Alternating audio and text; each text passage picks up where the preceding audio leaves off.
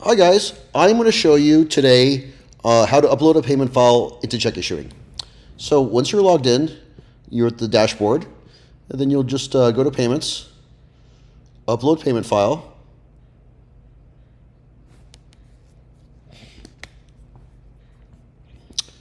and then you choose your CSV file. And in the CSV file, you have the payee name, address, payment amount, any memo, reference information, at minimum, and there's other options as well, but you select this file, upload. Next, you go to a confirmation screen. That'll have the recipient's information right here, and you can view the payment information. You can see the payment ID, the funding source, which the payments came out of, the bank name, address, payment amount, postage type, logo, check number. You can edit the payments, or you can just choose to confirm them. And once confirmed,